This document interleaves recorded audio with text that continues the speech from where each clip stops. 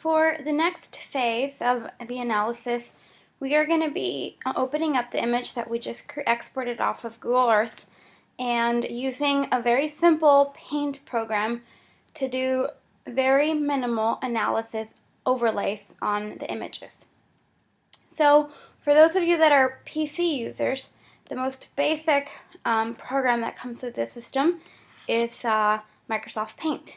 But those of us that are using Macs, there isn't a program that comes built in with the software, but you can download a free program that's very similar to Paint. It's called Paintbrush. And you can just Google and find this program and download it for free. So once you have the program, interface looks fairly similar to what you would see on Paint on Microsoft Windows. So once you've opened up your program, you'll have to go File and Open.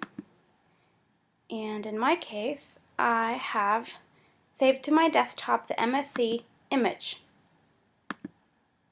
So the image will open up.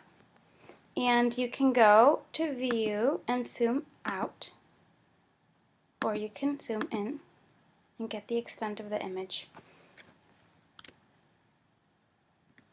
So in this case, what we're going to start with is the most basic of the analysis of the 5 elements. Remember, we have path, edge, node, landmark, and districts. So we'll begin with path. The first thing I'm going to do is make a simple white box. That's not white. Change the colors here. Select the box tool, drag your mouse, holding it down, and make a white box. The next thing I'm going to do is using the line tool, I'll select a color that I want to symbolize a path. So you might want to pick a very bright color, some kind of primary color, something that will stand out and pop against the aerial image. So I will select the line tool and I will zoom in, which it could be Control plus, Control minus. On Paintbrush is actually Shift, Command, and backwards dash and forward dash. So in this case, I had looked at the MSC Plaza, and for the path, you can simply holding the mouse down and not letting go, make lines along the implied path. For some of your districts, for some of your analysis, there might not be lines on the ground that you can call out as a path, but the path might be the sidewalk. So for now, that's all we need. Scroll over and let's designate this on our legend using the text tool. I will change the text color to black and type in path, and that didn't change it, so let's change it to black. And then it asks you to place it, so I'll just place it there. And we're good. Moving on to the next. The next one in my analysis will be edges. So I'll use the very contrasting green. Again, selecting the line tool, holding the mouse down, letting go where you need to drop the mouse. I'm using the edges of the buildings as my edge analysis. But again, edges could be retaining walls, could be buildings. It's a barrier. That's not straight. And again, text. Change my text to be black. And this will be an edge. Okay.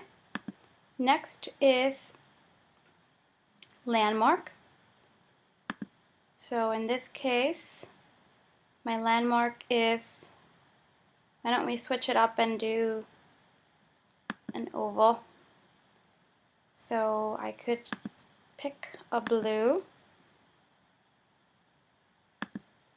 In this case, I'm saying blue, but using a fill, holding the shift down, that is a landmark, and that is a landmark. Come here, holding the shift down, make a circle, select your text, write down your text, so in this case we're landmark. I want the text to be black.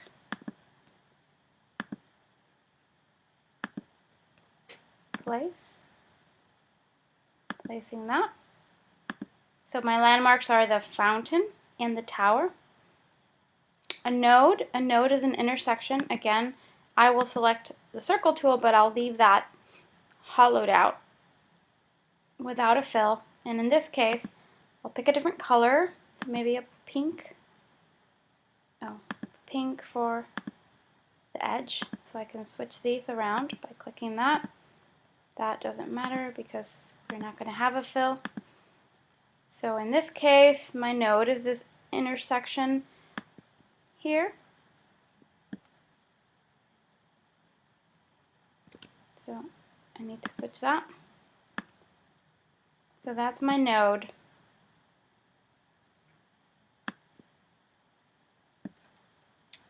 Text. Again, type in your designation. And again, not every element will be found on all of your sites. So try to find as many as possible, but be mindful of the fact that you might not have them at every place. The last, I'm going to zoom out, and the last thing that I'm going to show you is the districts. And for the districts, I am going to outline the district that is the MSC Plaza with its extending and sidewalk system and on both the north and the south end of the building.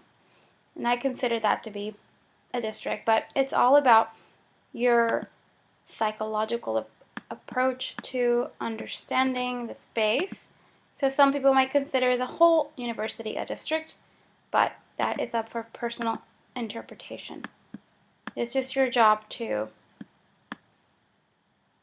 define it and have an argument for why you cut off